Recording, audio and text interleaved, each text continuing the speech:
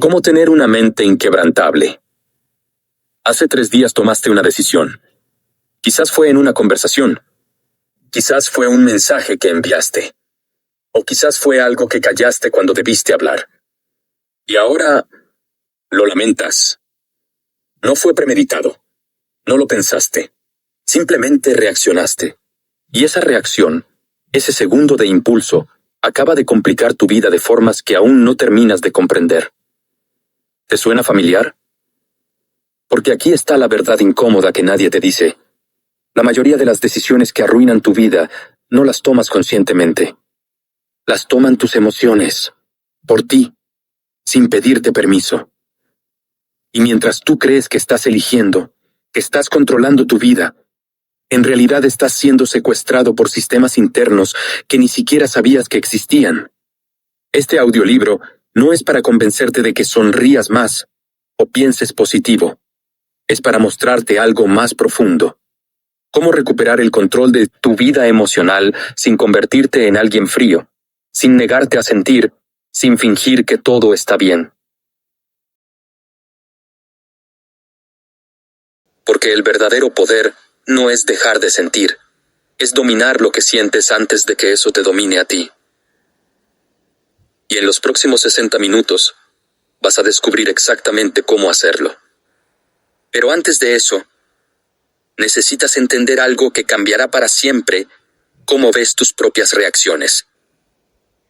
Capítulo 1. Tus emociones ya están decidiendo por ti, aunque creas que no. En este momento, mientras escuchas esto, hay decisiones tomándose dentro de ti. Decisiones que no autorizaste. Decisiones que no consultaste. Tu cuerpo está decidiendo si confía en esta voz.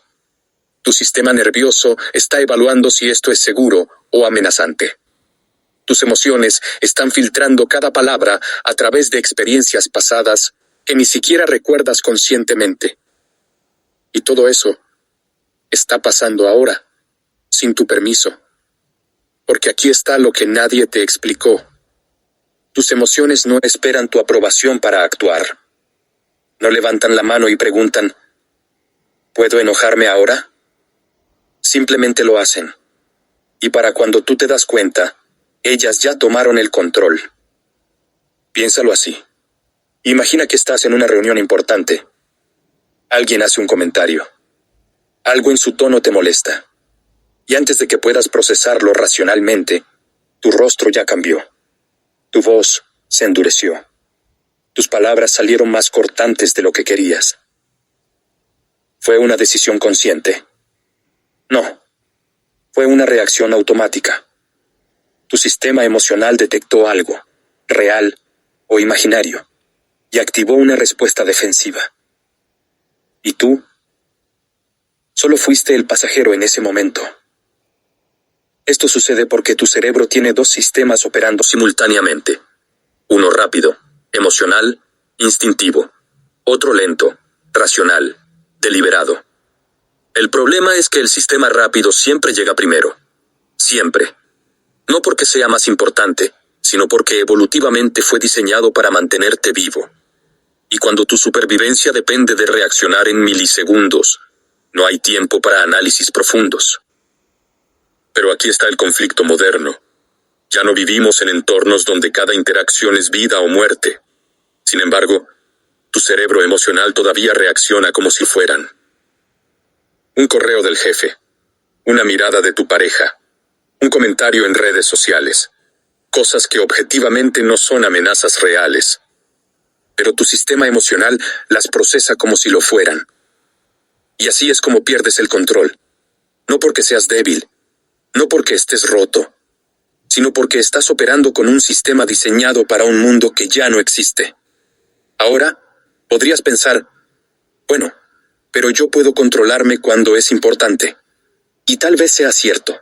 A veces, cuando estás descansado, cuando el estrés es bajo, cuando todo va bien. Pero ¿qué pasa cuando estás cansado? Cuando llevas 3 días durmiendo mal, cuando ya acumulaste 10 pequeñas frustraciones antes del mediodía. En esos momentos, tu capacidad de autorregulación se agota, y las emociones que creías controladas emergen con fuerza total. Porque el autocontrol no es infinito, es un recurso limitado, y cada vez que lo usas, se desgasta un poco más. Por eso puedes ser paciente todo el día en el trabajo, y llegar a casa y explotar por algo trivial. No es que tu familia te importe menos, es que tu capacidad de regulación ya se agotó. Y aquí viene la parte que nadie te dice. Mientras sigas creyendo que controlar tus emociones significa reprimirlas, seguirás perdiendo esta batalla. Porque no se trata de contenerlas, se trata de entender de dónde vienen, qué las activa y cómo redirigir esa energía antes de que te secuestre. Pero para hacer eso, primero necesitas entender cómo llegaste aquí, cómo aprendiste a reaccionar de esta forma, y por qué sigues repitiéndolo incluso cuando sabes que no funciona. Y eso es exactamente lo que veremos a continuación. Capítulo 2. No eres débil. Te entrenaron para reaccionar así, y no lo sabías. Hay algo que necesitas entender ahora mismo. Tu forma de reaccionar emocionalmente no es un defecto de carácter, es un entrenamiento. Nadie se sentó contigo y dijo, así es como debes manejar la frustración. Pero alguien te lo enseñó, con cada interacción, con cada respuesta que recibiste o no recibiste cuando eras niño. Piensa en esto. Cuando tenías 5 años y estabas asustado, ¿qué pasó? ¿Alguien te consoló con calma? ¿O te dijeron que los valientes no lloran? Cuando estabas enojado, ¿te enseñaron a nombrar esa emoción? ¿O te castigaron por sentirla? Cada una de esas respuestas fue una lección, y tu cerebro infantil las grabó como verdades absolutas sobre cómo funciona el mundo emocional. Si expresar tristeza te hacía recibir más atención, aprendiste que la tristeza funciona. Si mostrar enojo te hacía invisible o te traía castigo, aprendiste a reprimirlo o a explotar cuando ya no podías más. Y esos patrones, esas respuestas automáticas que desarrollaste a los 5, 7, 10 años, siguen activos hoy. No porque seas inmaduro, sino porque nadie te enseñó alternativas. Esto es lo que los psicólogos llaman regulación emocional aprendida. Y aquí está lo perturbador. La mayoría de las personas nunca recibió ese entrenamiento de forma consciente. Porque vivimos en una cultura que trata las emociones como debilidades que hay que ocultar. Contrólate, te dicen. No seas tan sensible. Como si sentir profundamente fuera un problema que hay que resolver. Y entonces creciste con un mensaje contradictorio. Siente, pero no tanto. Expresa, pero no demasiado. Contrólate, pero sea auténtico. ¿Cómo se supone que funcione eso? La respuesta es, no funciona. Y por eso estás aquí. Porque ya intentaste controlarte, y no es suficiente. Porque ya intentaste no pensar en ello, y sigue volviendo. Porque ya probaste todas las frases motivacionales de Internet y tus emociones siguen ganando. Pero aquí está la buena noticia. Si fue aprendido, puede ser reaprendido. No estás condenado a reaccionar así para siempre. No es tu naturaleza esencial. Es simplemente el software emocional que instalaron en ti cuando eras demasiado joven para elegir. Y ahora, como adulto, tienes la capacidad de actualizar ese software. De cuestionar esos patrones, de preguntarte, ¿esta reacción me pertenece realmente? ¿O simplemente es lo que aprendí a hacer? Porque cuando empiezas a ver tus reacciones emocionales como hábitos, no como identidad, algo cambia. Ya no eres una persona enojona o alguien ansioso. Eres alguien que aprendió a responder de cierta forma y puede aprender respuestas nuevas. Pero antes de que puedas cambiar esas respuestas, necesitas identificar el momento exacto donde pierdes el control. Ese instante crítico donde todo cambia. Y ese instante es mucho más específico de lo que imaginas. Capítulo 3. Este es el instante exacto en que pierdes el control emocional. Hay un momento, un solo momento, donde todo tu poder de decisión se evapora. No es cuando la emoción aparece. No es cuando sientes la frustración, el miedo o la rabia. Ese no es el momento crítico. El momento crítico es el siguiente, cuando confundes la emoción con la verdad. Déjame mostrarte cómo funciona. Alguien te critica. Inmediatamente sientes algo. Quizás sea incomodidad, quizás sea vergüenza, quizás sea ira. Y en ese instante, tu mente hace algo sutil pero devastador. Traduce esa emoción en un hecho. Siento que me están atacando. Se convierte en me están atacando. Siento que no valgo nada. Se convierte en no valgo nada. Siento que esto es injusto. Se convierte en esto es injusto. ¿Ves la diferencia? En el primer caso, es una experiencia interna. En el segundo, es una afirmación sobre la realidad. Y cuando tratas tu experiencia emocional como un hecho objetivo, ahí es donde pierdes el control. Porque una vez que crees que tu emoción es la verdad, cada acción que tomes estará basada en esa verdad. Si crees que te están atacando, te defenderás. Si crees que no vales, te retraerás. Si crees que es injusto, te vengarás. Todo lógico, todo coherente, todo basado en una premisa falsa. Y aquí está lo insidioso. Tu cerebro es increíblemente bueno justificando estas conversiones. Encontrará evidencia, conectará patrones, recordará situaciones pasadas que prueban que tu interpretación es correcta. Es lo que se llama razonamiento motivado. Tu mente buscando razones para confirmar lo que ya decidiste emocionalmente. Entonces, ¿cuál es el antídoto? Simple en teoría, difícil en práctica. Es crear espacio entre la emoción y la interpretación. Es aprender a decir, siento esto, sin automáticamente agregar, entonces esto es lo que está pasando. Es esa pausa, ese respiro, ese segundo de conciencia que dice, hay una emoción aquí. Interesante. ¿Qué información real tengo sobre esta situación? Porque las emociones no son enemigos, son datos. Información sobre tu estado interno, pero son datos subjetivos, no objetivos. Son la reacción de tu sistema nervioso, no un análisis preciso de la realidad externa. Piénsalo como un detector de humo.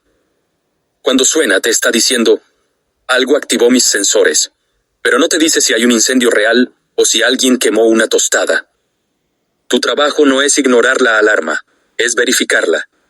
Y aquí está el poder de esa distinción. Cuando reconoces que tu emoción es información, no verdad absoluta, recuperas tu capacidad de elegir. Ya no estás en modo automático. Ahora tienes opciones. Puedes sentir ira y no atacar. Puedes sentir miedo y no huir. Puedes sentir tristeza y no colapsar. Porque la emoción ya no te define. Es algo que estás experimentando, no algo que eres. Pero, ¿por qué es tan difícil mantener esa distinción? ¿Por qué, justo cuando más importa, es cuando más fácilmente la perdemos? Esa es la pregunta que responderemos ahora. Capítulo 4. ¿Por qué reaccionas mal justo cuando más importa? Hay una cruel ironía en la vida emocional. Los momentos que más requieren claridad mental son precisamente los momentos donde tu cerebro funciona peor. La conversación crucial con tu pareja. La negociación importante en el trabajo. El conflicto con alguien que te importa. Todos esos momentos donde piensas, esta vez voy a mantener la calma, y terminas reaccionando exactamente como no querías. ¿Por qué? Porque tu cerebro tiene un sesgo fundamental. Valora más la supervivencia que la precisión. Cuando algo se siente importante, cuando las apuestas son altas, tu sistema nervioso interpreta eso como amenaza. Y ante amenazas, tu cerebro no busca la respuesta más inteligente, busca la respuesta más rápida. Es lo que los neurocientíficos llaman secuestro amigdalar. Tu amígdala, la parte del cerebro responsable de detectar peligros, toma control ejecutivo. Y cuando ella manda, tu corteza prefrontal, la parte racional, estratégica, inteligente, pierde influencia. No es que desaparezca, simplemente queda relegada a un segundo plano. Y aquí está el problema. Tu amígdala no distingue entre amenazas físicas y amenazas emocionales. Para ella, una crítica puede activar la misma respuesta que un depredador. Entonces, cuando tu jefe te cuestiona en una reunión, tu cuerpo reacciona como si estuvieras en peligro físico. Tu corazón se acelera. Tu respiración se hace superficial. Tus músculos se tensan. Y en ese estado, intentar pensar claramente es como intentar escribir un email importante mientras corres una maratón. Técnicamente posible, prácticamente imposible. Pero hay algo más. Algo que hace esto aún más complicado. Los momentos importantes te importan porque conectan con tus necesidades psicológicas más profundas. Necesidad de ser valorado, de ser respetado, de pertenecer, de tener control. Y cuando alguna de esas necesidades se siente amenazada, no solo reaccionas, sobrereaccionas. Porque no estás respondiendo solo al momento presente. Estás respondiendo a cada vez que esa necesidad fue ignorada, violada o negada en el pasado. Es por eso que un comentario aparentemente pequeño puede provocar una reacción enorme. No es desproporcionado para ti. Es proporcional a todo lo que ese comentario activa internamente. Imagina que creces en un ambiente donde constantemente te invalidan, donde tus opiniones no importan. Y años después, en una reunión de trabajo, alguien interrumpe tu presentación. Objetivamente, es una interrupción. Subjetivamente, es la confirmación de que nunca serás escuchado.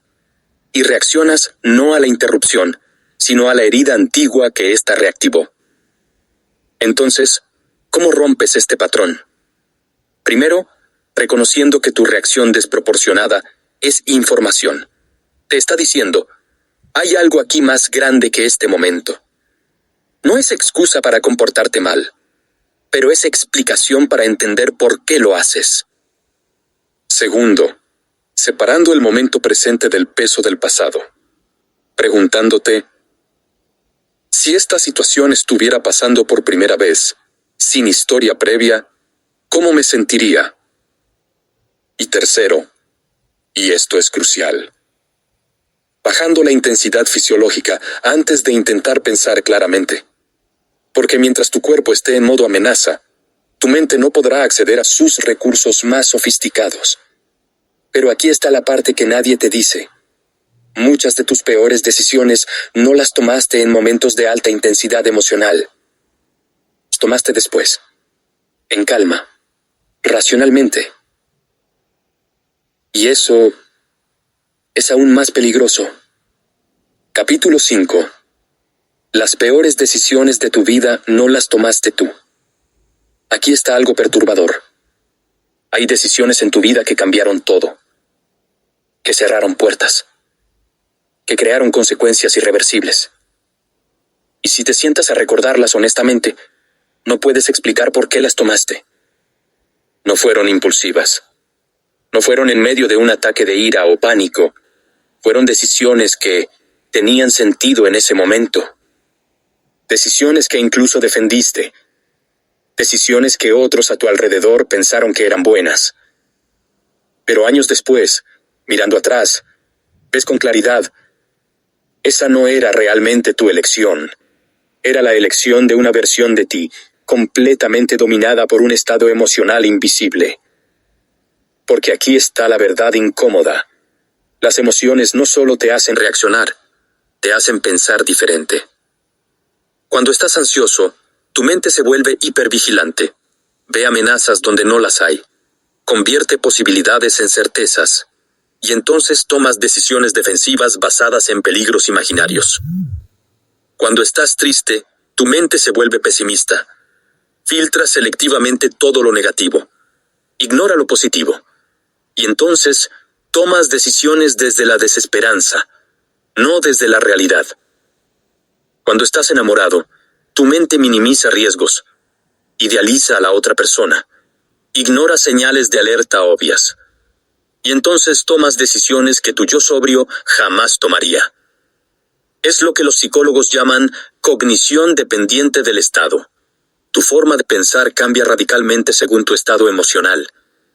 Y lo aterrador es que mientras estás en ese estado, no puedes ver que estás pensando distorsionado. Todo se siente completamente lógico. Déjame darte un ejemplo.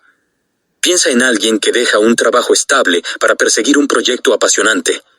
En el momento de la decisión, está lleno de entusiasmo. Ve posibilidades ilimitadas. Cada obstáculo parece superable. Cada riesgo, manejable.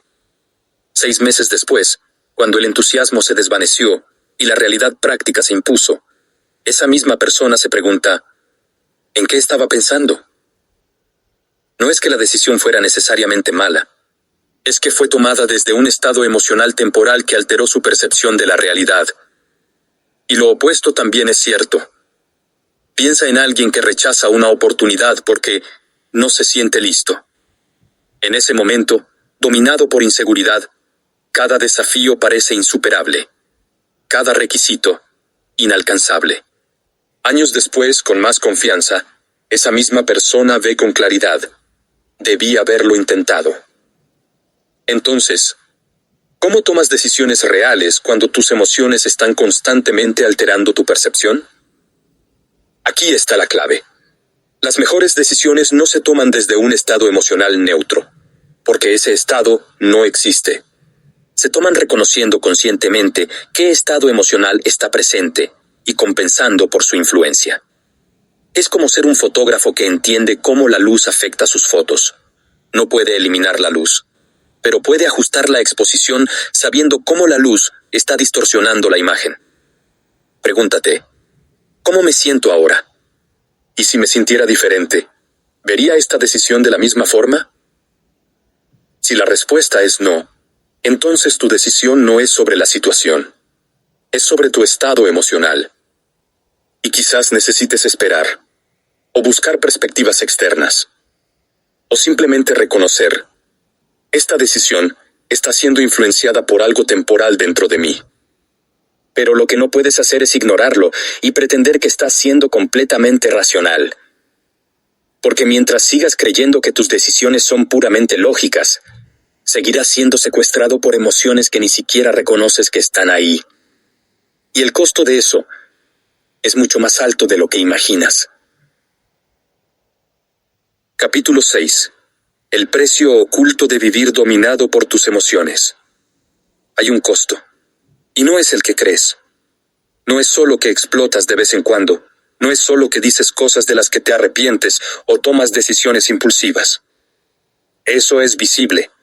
Eso lo puedes ver y corregir. El verdadero costo es mucho más silencioso, mucho más profundo. Y está ocurriendo ahora mismo, sin que lo notes. Es la cantidad de energía mental que gastas todos los días gestionando el caos emocional interno. La energía que usas reprimiendo lo que sientes. Monitoreando constantemente. ¿Estoy reaccionando bien? ¿Estoy diciendo lo correcto? ¿Me estoy controlando? Es agotador. Y lo peor es que es invisible para los demás. Por fuera pareces funcional. Nadie ve el esfuerzo colosal que te toma mantener la compostura. Nadie ve cuánta energía mental se consume solo en mantenerte junto. Y esa energía es energía que no estás usando para crear, para conectar, para construir la vida que quieres. Pero hay otro costo, uno aún más profundo. Cuando vives dominado por tus emociones, desarrollas una relación de desconfianza contigo mismo. Porque sabes, en el fondo, que en cualquier momento puedes perder el control. Sabes que tus emociones pueden traicionarte, y entonces empiezas a vivir con miedo de ti mismo. Evitas conversaciones importantes porque no confías en cómo reaccionarás. Evitas situaciones desafiantes porque temes que tus emociones te sabotearán. Evitas la intimidad real porque no quieres que otros vean tu caos interno. Y así, lentamente, tu vida se vuelve más pequeña. No por falta de oportunidades, sino porque has aprendido a evitar todo lo que podría activar tus emociones incontrolables. Es una prisión invisible. Y lo más triste es que muchos pasan décadas dentro de ella, sin darse cuenta de que la puerta nunca estuvo cerrada con llave. Porque el problema no es sentir intensamente, El problema es creer que sentir intensamente significa ser controlado por eso. Y hay una diferencia enorme entre ambos. Piensa en un músico experto tocando una pieza compleja. Siente profundamente la música, pero no está siendo arrastrado por ella. Está canalizándola, dirigiéndola, usándola para crear algo hermoso. Eso es dominio emocional real. No es ausencia de emoción. Es maestría sobre ella. Es la capacidad de sentir profundamente sin ser arrastrado. De estar presente con la intensidad sin ser secuestrado por ella. Y cuando logras eso, algo cambia fundamentalmente en tu vida. Ya no tienes que evitar situaciones. Ya no tienes que caminar sobre cáscaras de huevo con tus propias emociones. Ya no vives con miedo de ti mismo. Puedes entrar en conversaciones difíciles con confianza. Puedes enfrentar desafíos sabiendo que aunque sientas miedo o frustración, no serás controlado por ellos. Puedes vivir plenamente porque confías en tu capacidad de navegar lo que sea que emerja internamente. Pero aquí está el problema. La mayoría nunca llega ahí porque están enfocados en el síntoma equivocado. Están intentando controlar explosiones emocionales específicas. Y mientras hacen eso, ignoran el proceso lento y silencioso que realmente está destruyendo su vida. Ese proceso merece toda tu atención ahora. Capítulo 7. ¿Cómo una sola emoción puede arruinar tu vida sin que lo notes? No siempre son las explosiones las que te destruyen. A veces, es el goteo constante. Una emoción, una sola. Presente todos los días. Tan familiar que ya ni la cuestionas. Tan normal que se volvió parte de tu identidad. Y sin que lo notes, está moldeando cada decisión que tomas. Está filtrando cada oportunidad que ves. Está limitando cada relación que construyes. Déjame mostrarte cómo funciona. Imagina que vives con ansiedad de fondo. No pánico, no ataques. Solo un nivel constante de preocupación, de tensión, de hipervigilancia. Y porque estás siempre ahí, dejaste de verla como emoción. La ves como realidad. Así es el mundo, piensas. Así son las cosas. Entonces, cuando llega una oportunidad nueva, tu primer pensamiento no es ¿qué podría ganar? Es ¿qué podría salir mal? Cuando alguien se acerca a ti, no piensas ¿qué conexión podríamos construir? Piensas ¿qué querrán de mí? Cuando empiezas un proyecto, no piensas ¿cómo puedo hacerlo brillar? Piensas ¿cómo evito que fracase? Y así, decisión tras decisión, tu vida se construye no desde el potencial, sino desde la evitación. No desde lo que quieres crear, sino desde lo que quieres prevenir. Y el resultado es una vida funcionalmente segura, pero profundamente insatisfactoria. O toma otro ejemplo. Alguien que vive con resentimiento crónico. No hacia alguien específico, hacia el mundo. Hacia la gente, hacia la vida. Cada interacción está filtrada por esa emoción invisible. Cada gesto positivo de otros es interpretado con suspicacia. ¿Qué querrán realmente? Cada contratiempo confirma su narrativa. El mundo está en mi contra. Y entonces construyen una vida de aislamiento defensivo. Porque cuando asumes que todos te decepcionarán, es más seguro no confiar en nadie. ¿Ves el patrón? No es que estas emociones aparezcan ocasionalmente, es que se vuelven el lente a través del cual ves todo. Y cuando tu lente está distorsionado, no importa qué tan clara sea la realidad externa. Siempre la verás filtrada por esa distorsión.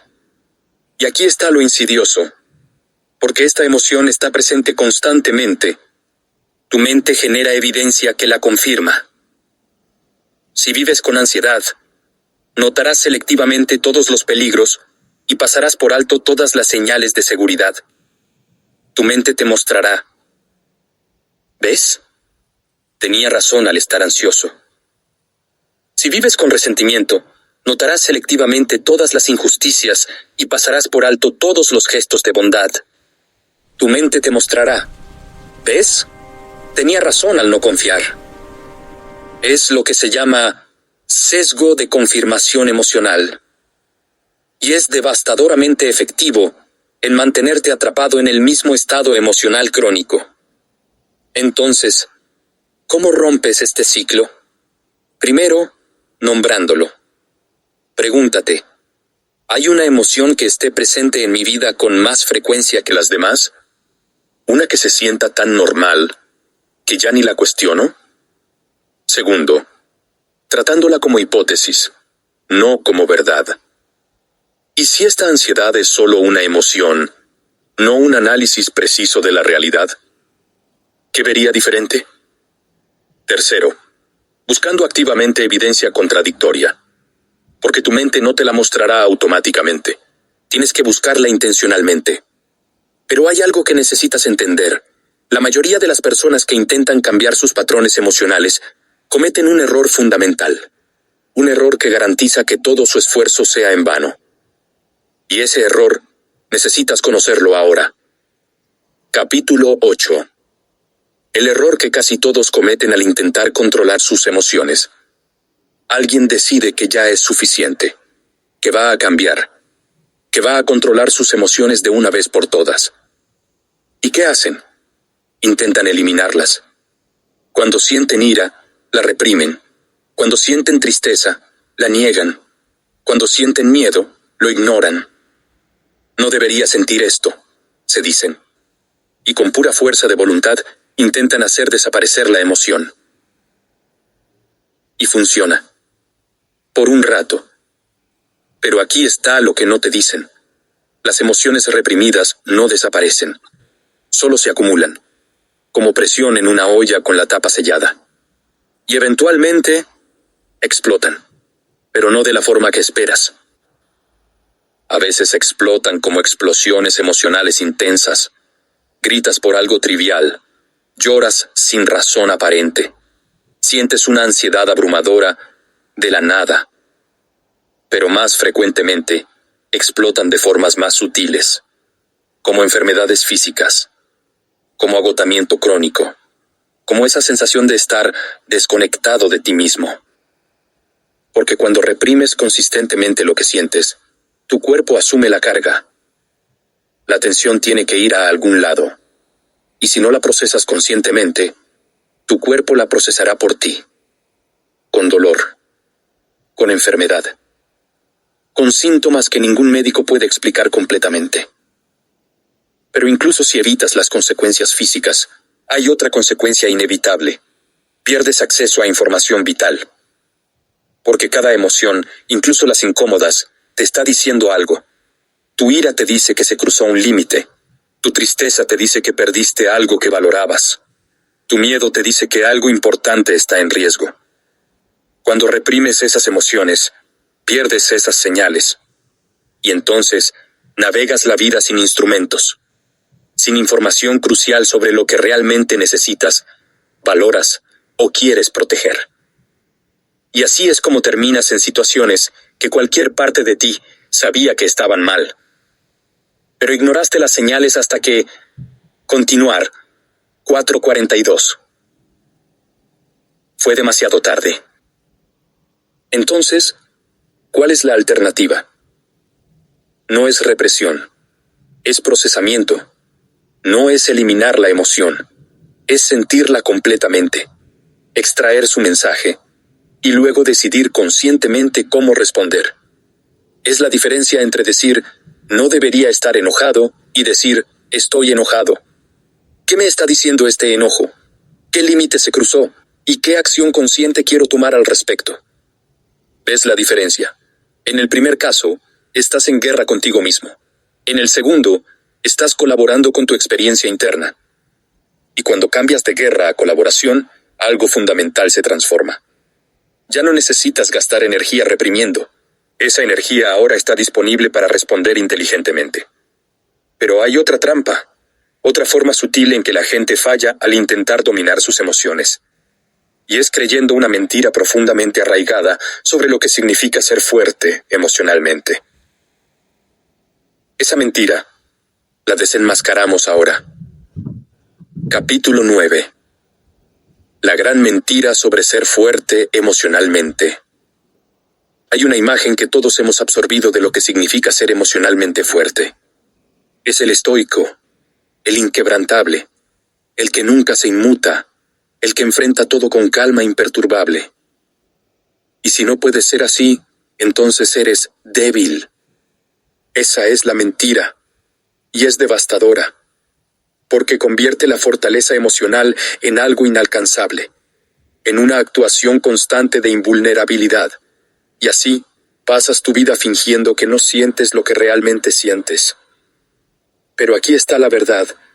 La verdadera fortaleza emocional no es la ausencia de emoción intensa, es la capacidad de estar presente con esa intensidad sin ser destruido por ella. Es poder sentir miedo y aún así actuar. Es poder sentir tristeza y aún así funcionar. Es poder sentir ira y aún así elegir sabiduría sobre venganza. No es no sentir, es sentir completamente y aún así mantener tu capacidad de elección. Piénsalo así. Un árbol fuerte no es el que no se mueve con el viento, es el que se dobla sin romperse, que tiene flexibilidad junto con raíces profundas. Lo mismo con las emociones. La persona emocionalmente fuerte no es la que no siente nada, es la que puede sentir todo y aún así mantener su centro. Pero la cultura nos vendió otra cosa. Nos dijo que la vulnerabilidad es debilidad, que mostrar emoción es perder, que controlarse significa nunca dejar ver lo que realmente sientes.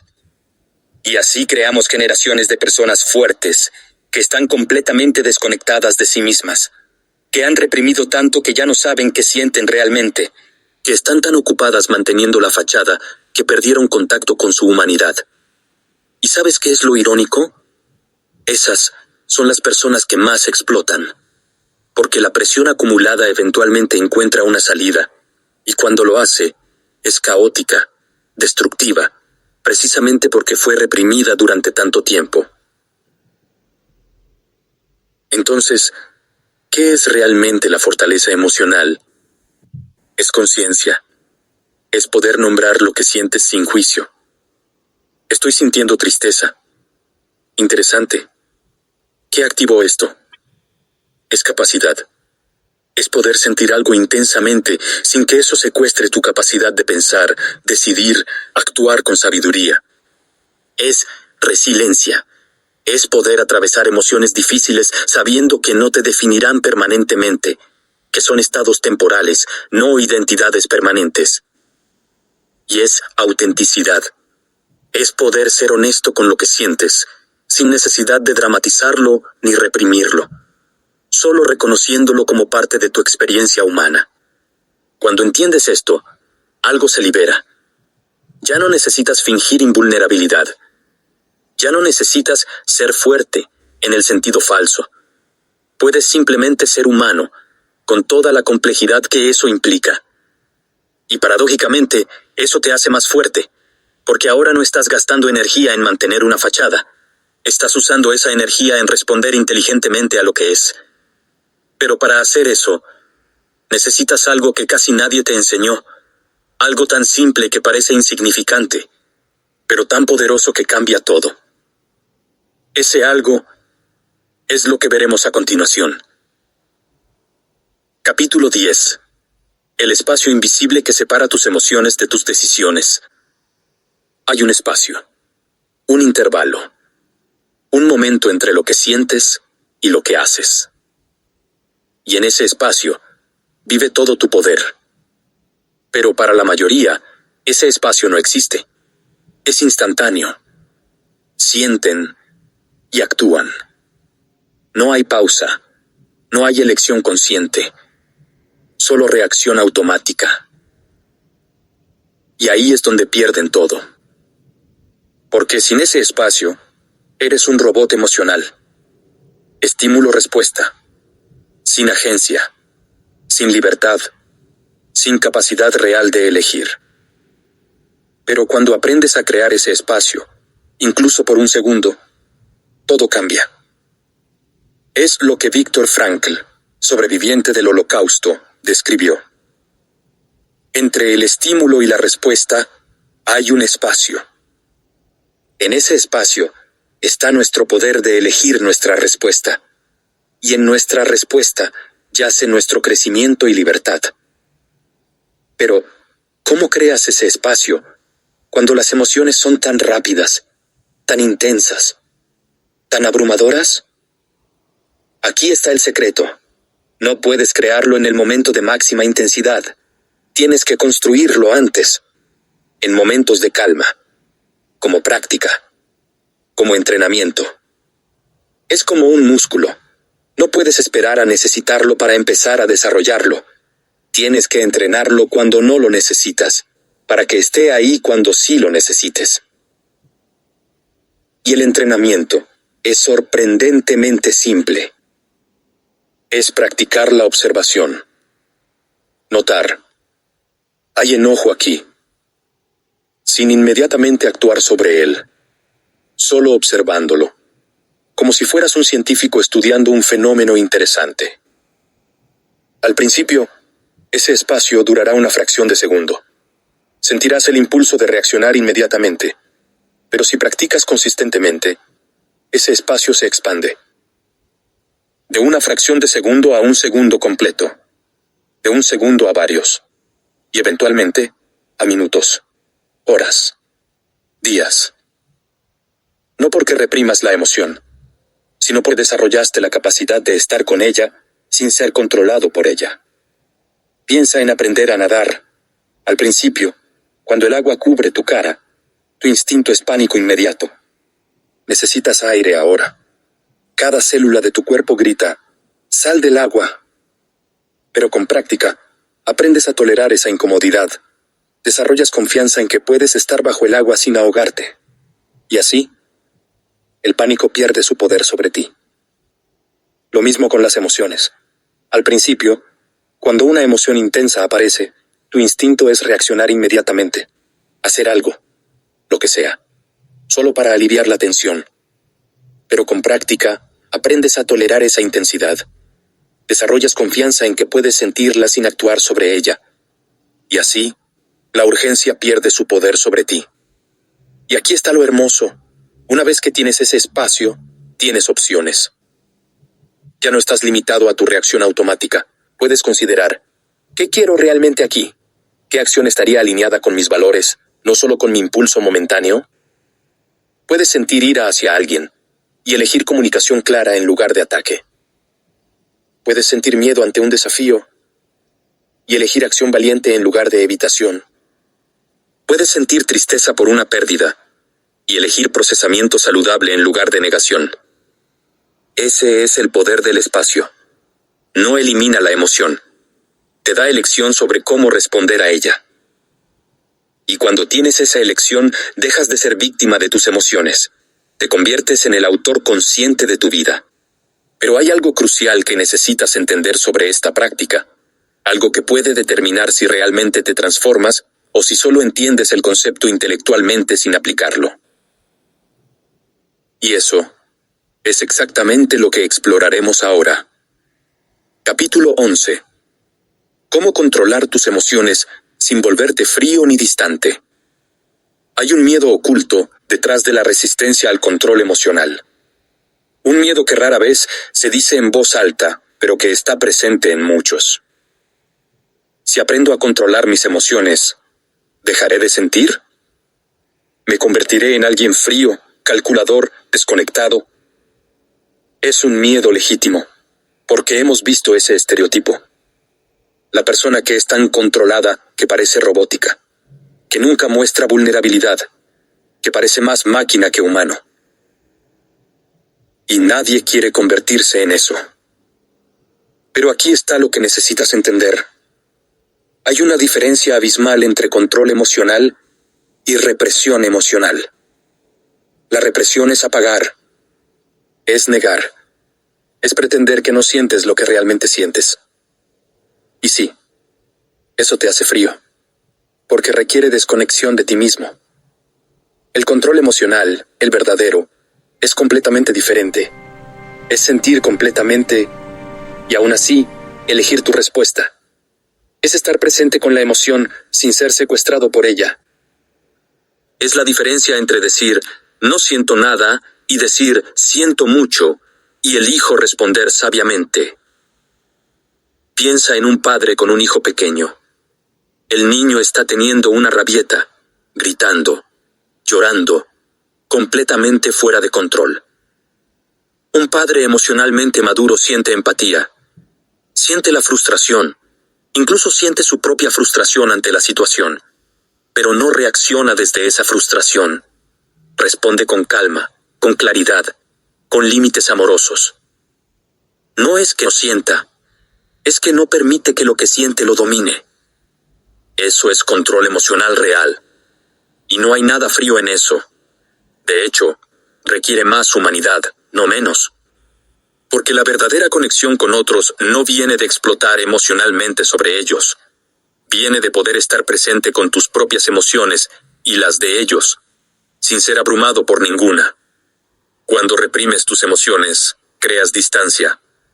Porque otros sienten que no eres auténtico, que hay una máscara, que la persona real está escondida. Pero cuando las sientes plenamente y las manejas sabiamente, creas conexión. Porque otros sienten que eres genuino, que estás presente, que pueden confiar en ti porque te conoces a ti mismo. Y aquí está lo paradójico. Cuando desarrollas verdadero control emocional, en realidad sientes más intensamente, no menos. Porque ya no necesitas atenuar tus emociones por miedo a ser abrumado por ellas. Puedes permitirte sentir plenamente porque confías en tu capacidad de navegar esa intensidad. Es como aprender a nadar en aguas profundas. Al principio, te quedas en lo poco profundo por miedo. Pero una vez que sabes nadar, puedes ir a lo profundo, puedes explorar, puedes sumergirte completamente porque sabes que puedes manejarlo. Lo mismo con las emociones. Una vez que desarrollas maestría emocional, puedes permitirte sentir más profundamente, amar más intensamente, vivir más plenamente. Porque ya no tienes miedo de ti mismo. Entonces, ¿cómo mantienes ese equilibrio? ¿Cómo cultivas control sin perder calidez? Primero, recordando que sentir y actuar son dos cosas separadas. Puedes sentir ira sin atacar. Puedes sentir tristeza sin colapsar. Puedes sentir amor sin perder tus límites. Segundo, comunicando lo que sientes cuando es apropiado, no como explosión, como información. Me siento frustrado con esta situación. No es lo mismo que gritar frustrado. Uno es comunicación consciente, el otro es descarga emocional. Y tercero, honrando tus emociones en privado. Date espacio para sentirlas plenamente cuando estés solo. Llora si necesitas llorar. Grita en tu carro si necesitas gritar. Procesa sin audiencia cuando la intensidad es demasiada para compartir constructivamente. Porque el objetivo no es nunca sentir intensamente. Es elegir cuándo, dónde y cómo expresar esa intensidad de formas que construyan en lugar de destruir. Pero para hacer todo esto, necesitas una habilidad fundamental, una que cambia absolutamente todo, una que casi nadie entrena conscientemente. Y esa habilidad es la que veremos ahora. Capítulo 12. La habilidad emocional que lo cambia todo, y casi nadie entrena. Si tuvieras que elegir una sola habilidad emocional para dominar, una que transformaría todo lo demás, sería esta: la regulación fisiológica. No la comprensión intelectual, no el análisis psicológico, no las afirmaciones positivas. La capacidad de calmar tu sistema nervioso cuando está activado. Porque aquí está lo que nadie te dice. No puedes pensar claramente cuando tu fisiología está desregulada. No puedes acceder a tus recursos cognitivos más sofisticados cuando tu cuerpo está en modo de supervivencia. Todas las técnicas del mundo, toda la comprensión psicológica, toda la intención de cambiar, no funcionan si tu sistema nervioso está disparado. Es como intentar tener una conversación racional con alguien mientras suena una alarma de incendio. Técnicamente posible, prácticamente imposible. Entonces, ¿cómo regulas tu fisiología en momentos de intensidad emocional? Aquí está lo fundamental. Tu cuerpo y tu mente no son sistemas separados. Están profundamente interconectados, y esa conexión funciona en ambas direcciones. Tu mente puede activar tu cuerpo. Piensas en una amenaza, tu corazón se acelera, pero también tu cuerpo puede calmar tu mente. Respiras profundo, tu mente se aquieta. Y esa segunda dirección, de cuerpo a mente, es la puerta de entrada más rápida y confiable para la regulación emocional. La herramienta más poderosa que tienes es tu respiración. No porque sea mágica, sino porque es la única función automática del sistema nervioso que también puedes controlar conscientemente. Es el puente entre tu sistema consciente y tu sistema automático. Cuando tu respiración es rápida y superficial, le envías una señal a tu cerebro: hay peligro. Tu amígdala se activa, tu cortisol aumenta, tu capacidad de pensamiento racional disminuye. Pero cuando haces tu respiración lenta y profunda, le envías la señal opuesta: es seguro. Tu sistema nervioso parasimpático se activa, tu cortisol baja, tu corteza prefrontal recupera control. No es placebo, es neurobiología básica. Aquí está la práctica específica. Cuando notes que una emoción intensa está emergiendo, antes de intentar analizarla o cambiarla, regula tu fisiología. Respira deliberadamente, inhala por 4 segundos, sostén por 4, exhala por 6. Repite hasta que sientas que tu sistema se calma. No necesitas creer que funcionará, solo necesitas hacerlo. Tu sistema nervioso responderá independientemente de tu escepticismo. Y aquí está lo crucial: esto no elimina la emoción, solo reduce la intensidad fisiológica al punto donde puedes pensar claramente mientras la sientes. Porque el objetivo no es no sentir, es sentir a un nivel que te permita también pensar, elegir, actuar sabiamente. Pero la respiración es solo el principio. Hay otras formas de regulación fisiológica igualmente poderosas. Movimiento físico. Cuando la energía emocional es intensa, tu cuerpo necesita descargarla. Camina, corre, haz ejercicio. No para distraerte, sino para procesar fisiológicamente lo que estás sintiendo. Contacto físico consciente. Un abrazo de 20 segundos. Poner tu mano sobre tu corazón. Esto activa tu sistema de conexión social y calma tu sistema de amenaza. Cambio de temperatura, agua fría en la cara, una ducha fría breve. Esto activa tu nervio vago y resetea tu sistema nervioso. Ninguna de estas es mágica.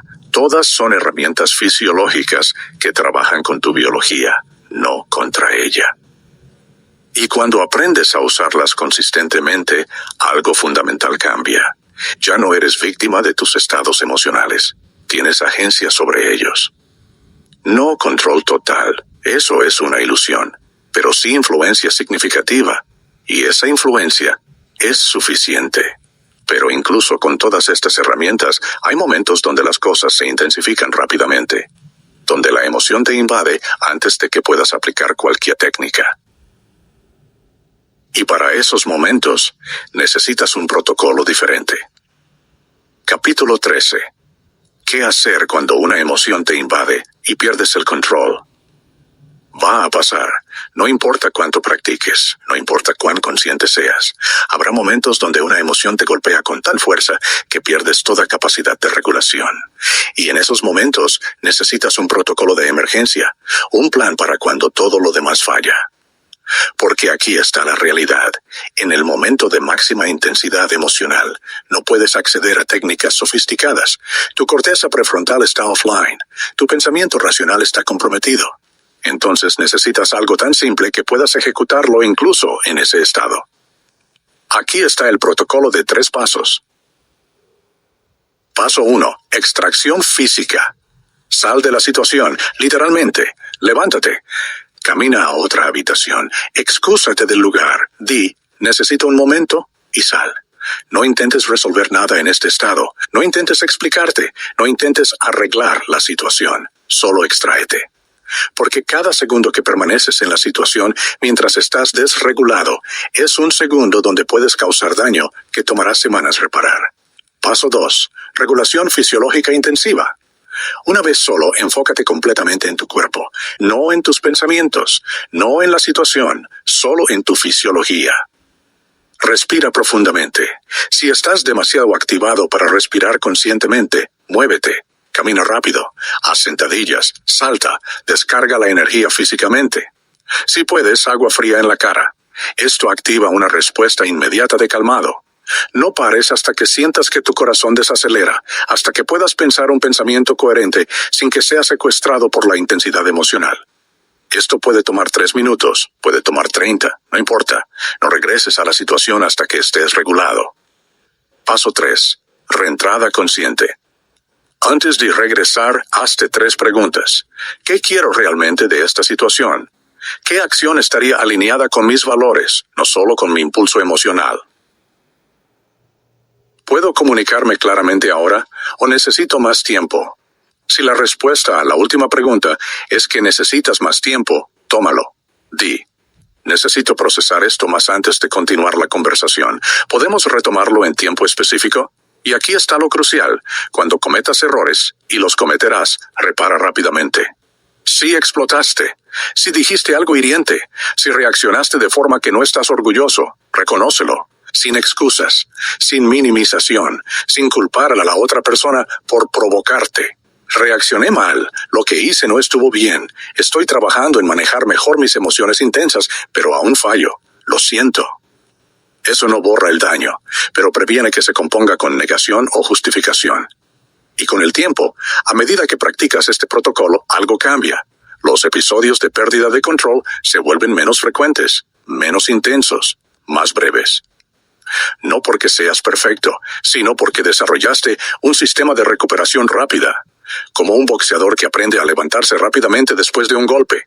No evita todos los golpes, pero sabe cómo recuperarse antes de que el daño sea permanente.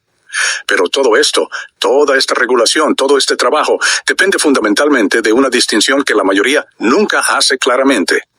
Una distinción que cambia todo tu enfoque hacia las emociones. Y esa distinción es la que exploraremos ahora. Capítulo 14. Reaccionar versus decidir. La diferencia que define tu vida. Hay 2 formas de vivir, 2 modos de operación completamente diferentes, y cada uno lleva a un tipo de vida radicalmente distinto. El primero es reaccionar, el segundo es decidir. Y la diferencia entre ellos es la diferencia entre ser arrastrado por la vida y dirigir tu vida. Cuando reaccionas, eres un efecto. Las cosas te pasan y tú respondes automáticamente. Estímulo-respuesta, causa-efecto, sin espacio para elección consciente. Alguien te critica, te defiendes. Algo te frustra, explotas. Algo te asusta, huyes. Todo automático, todo predecible, todo fuera de tu control real. Y así tu vida se convierte en una serie de reacciones encadenadas. Reaccionas a lo que pasó ayer. Esa reacción crea consecuencias. Reaccionas a esas consecuencias, que crean más consecuencias, y así sucesivamente. Es como una bola de pinball rebotando de un obstáculo a otro. En movimiento constante, sí. ¿Pero hacia dónde? Hacia donde sea que los obstáculos la empujen. Decidir es completamente diferente. Cuando decides, hay pausa, hay consideración, hay elección consciente. Sientes la emoción, la reconoces. Pero antes de actuar, te preguntas, ¿qué quiero realmente? ¿Qué consecuencia estoy dispuesto a crear? ¿Qué versión de mí quiero ser en este momento? Y entonces actúas desde esa claridad. No desde el impulso inmediato, sino desde tu intención consciente. Y aquí está lo poderoso. Cuando decides en lugar de reaccionar, te conviertes en causa, no en efecto. Ya no eres arrastrado por las circunstancias. Las navegas conscientemente. Pero vamos a ser honestos. Decidir es más difícil que reaccionar. requiere más energía, requiere más atención, requiere tolerancia a la incomodidad de sentir algo sin inmediatamente descargarlo. Entonces, ¿por qué hacerlo? Porque la vida que construyes reaccionando nunca será la vida que realmente quieres. Será simplemente la vida que resultó de una cadena de reacciones automáticas. Piénsalo, las relaciones más importantes, las decisiones más significativas, los momentos que más importan, todos se benefician de decisión consciente, no de reacción automática. Y aquí está la parte que cambia todo. No necesitas decidir conscientemente cada pequeña cosa. No necesitas deliberar sobre cada pensamiento, cada sentimiento, cada acción. Lo que necesitas es decidir conscientemente en los momentos que importan, en las bifurcaciones del camino, en los puntos de inflexión, en los momentos donde tu respuesta tendrá consecuencias duraderas. Y la pregunta no es si puedes identificar esos momentos. La pregunta es si desarrollaste la capacidad de pausar lo suficiente para reconocerlos cuando aparecen. Porque esos momentos no vienen con avisos. No dicen, atención, este es un momento crucial de tu vida. Aparecen como cualquier otro momento, y es solo en retrospectiva que ves su importancia. Pero hay señales, hay indicadores de que este es un momento donde reaccionar automáticamente probablemente tendrá consecuencias que lamentarás. Cuando sientes urgencia intensa, cuando tu cuerpo está completamente activado, cuando hay una voz interna gritando, haz algo ahora. Esos son indicadores de que estás en modo reacción. Y en esos momentos, la práctica es simple. Pausa, aunque sea por un segundo, aunque sea solo para respirar una vez antes de actuar. Esa pausa es la diferencia entre reaccionar y decidir, entre ser efecto y ser causa, entre construir la vida que resulta y crear la vida que quieres. Pero todo esto depende de algo fundamental, algo que quizás has malinterpretado durante toda tu vida. Y esa malinterpretación necesita ser corregida ahora. Capítulo 15. La calma no es no sentir, es dominar tus emociones. Hay una idea de calma que te vendieron, una imagen, un ideal, es la persona que nunca se altera, que siempre es serena, que aparentemente no es tocada por nada. Y si no eres así, piensas que has fallado, que no eres suficientemente calmado, que necesitas trabajar más en no dejar que las cosas te afecten. Pero esa no es calma real, es negación, es desconexión, es una fachada que requiere reprimir continuamente lo que realmente sientes. La calma real es algo completamente diferente. Es estar en medio de la tormenta emocional y mantener tu centro. No es no sentir la tormenta, es sentirla completamente sin ser arrastrado por ella. Como un árbol en medio de un vendaval. Las ramas se mueven, las hojas vuelan, pero las raíces permanecen firmes en la tierra. El tronco se dobla, pero no se quiebra. Esa es la calma real, no ausencia de movimiento, sino estabilidad en medio del movimiento. Y aquí está lo que esto significa prácticamente. Puedes sentir ira intensa y estar calmado. Puedes sentir tristeza profunda y estar calmado. Puedes sentir miedo real y estar calmado. Porque la calma no es un estado emocional, es una cualidad de presencia. Es la capacidad de estar presente con lo que es, sin ser abrumado por ello. Piénsalo así. Un océano puede tener olas enormes en la superficie. Tormentas, turbulencia, caos aparente. Pero a 100 metros de profundidad hay quietud, calma, paz.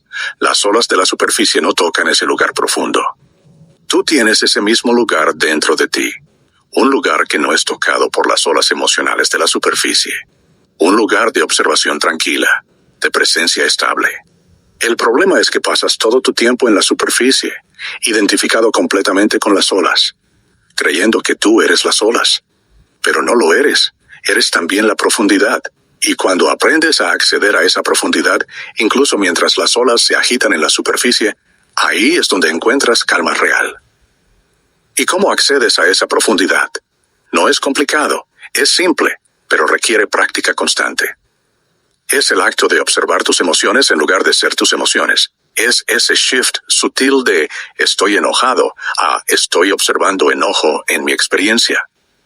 ¿Ves la diferencia? En el primero eres la emoción, en el segundo eres el observador de la emoción.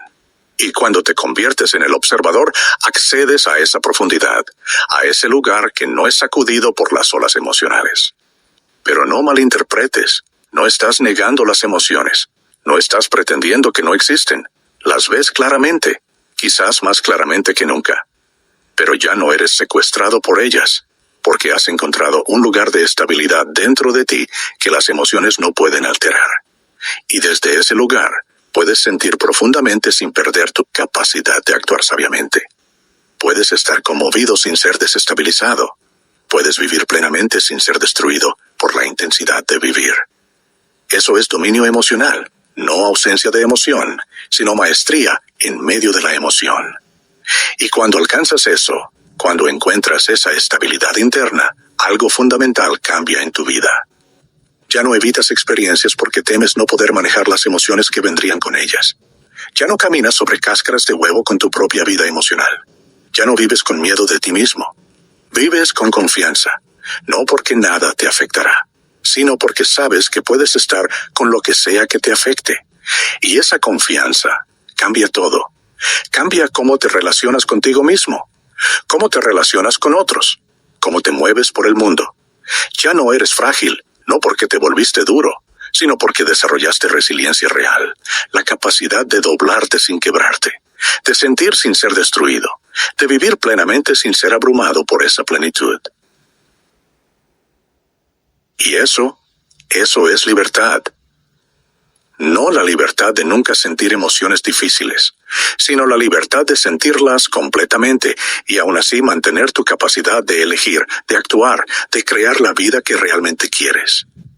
Entonces aquí estás, llegaste hasta aquí, y eso, en sí mismo, dice algo importante sobre ti. Dice que no estás satisfecho con vivir en automático, que no estás dispuesto a ser víctima de tus propias emociones, que quieres algo, continuar, 449, más, algo mejor, algo real. Y eso ya te distingue de la mayoría.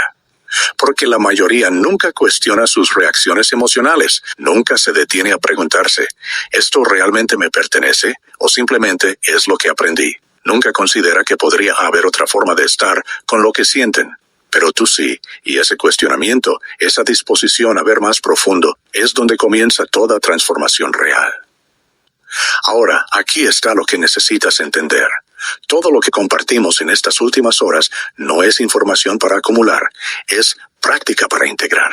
No te convertirás en alguien con dominio emocional solo por entender estos conceptos. Te convertirás en eso practicando, fallando, aprendiendo, ajustando y practicando de nuevo. Es como aprender a tocar un instrumento. Puedes entender toda la teoría musical, pero hasta que pongas tus dedos sobre las cuerdas miles de veces, no podrás hacer música real. Lo mismo aquí, hasta que practiques observar tus emociones en tiempo real, hasta que practiques crear ese espacio entre estímulo y respuesta, hasta que practiques decidir en lugar de reaccionar, hasta que practiques acceder a tu profundidad en medio de la tormenta superficial. No habrá transformación real.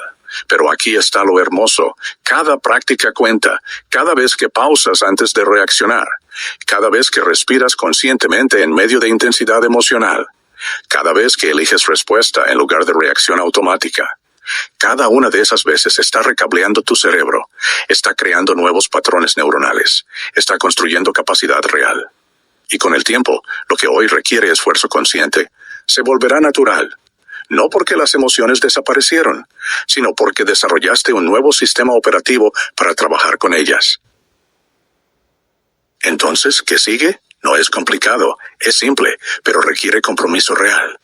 Toma una práctica, una sola, de todo lo que compartimos aquí y hazla consistentemente durante 30 días.